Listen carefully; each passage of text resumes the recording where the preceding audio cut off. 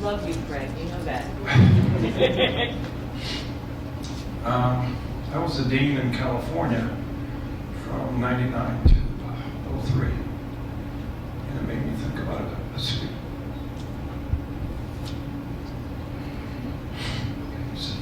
A student that killed himself while I was dean.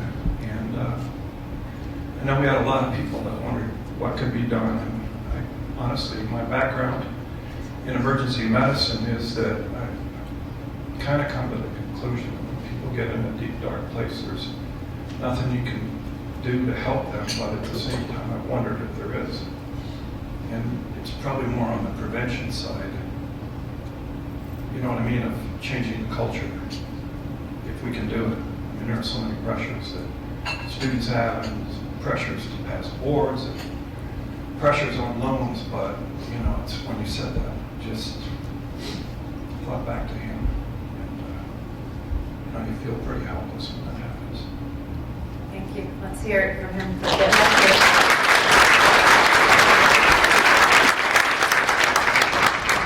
Hi, I'm Sarah Parrott, and I'm in the Division of Primary Care at Kansas City University. When I heard you read that statement, it made me think about the students who are doing well, but not doing well enough in their own eyes. And they come to my office and they close the door. I keep a bucket of candy in my office so they can always say, I'm going to Dr. Parrott's office for candy, and then they shut the door and start crying. And they talk to me about how getting an 85 on a test, which beats the mean, is not good enough because they were an A student in undergrad, and they need to be getting high A's so that they can match into whatever specialty or this and that and the other. And so when we were talking about it, my colleague from medical school went to Des Moines University, graduated in 2002, and Kara Thompson is here. She was sitting next to me. She wrote down, they feel any failure is fatal. And I don't know how we can get past that, but that's exactly what I was trying to put into words that she wrote down so eloquently. And I told her to go up and say that, and she's like, no, you do it. So. And I'll give Kara my prize.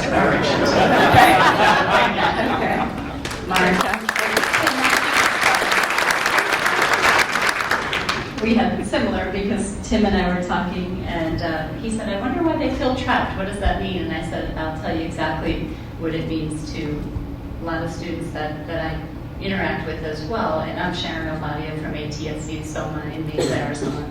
And one student came to mind really quickly, and he felt very trapped because he was third year, had so many loans that there's not many other jobs that will be able to pay that loan back. So that's one trap. And then the family letdown of not being a physician graduating is the other trap. And this student was really contemplating not finishing and wanted to leave, and said his mother wouldn't talk to him for 3 months because he wasn't going to be a doctor. And so and wife was really planning to leave as well if he didn't fulfill this goal for the family. He was always meant to be a doctor in the family since he was a little kid, and he actually ended up being treated for clinical depression, and he's back doing a great job. Let's hear it for our brave physicians who can pick a prize. If you'd like to have another one, you can. So I know it's hard to get up in front of a group and to share something this emotional, but this is the exact territory we need to go into so that we can prevent these suicides. And I want to share what happens, that's even more difficult. More difficult than sharing. You're very brave and courageous to have done this, by the way. But even more difficult, I think, than sharing, getting out of your seat here in, Washington, D.C. at the Renaissance Hotel, is when you have to talk to the parents and tell them that their child died at your medical school.